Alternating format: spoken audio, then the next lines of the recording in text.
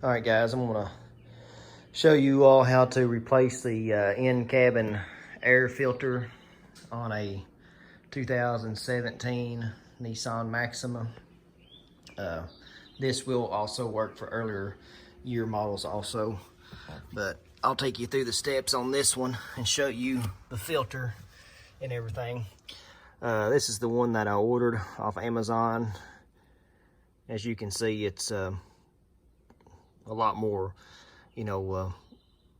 quality than a lot of these cheaper ones and the factory ones that it comes with.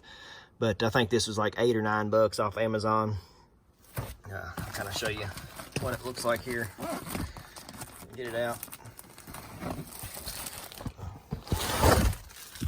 This is the filter, kind of a gray, and you'll see these arrows on the side. Make sure this arrow is pointing like this when you put it in, pointing toward the back of the car, and that way you make sure it's in the right position. But let's go in here and I'll show you where you put it at. You go up in here underneath the glove box, and you'll see this little tab right here. You just push that up until it pops loose. Pop it up like that. You pull it out, it slides right down. And then you just go in, get to where you can see the light.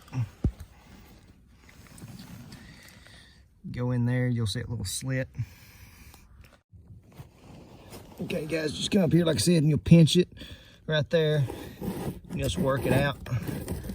Pull the whole thing down. You can compress it some. Just pull it on out.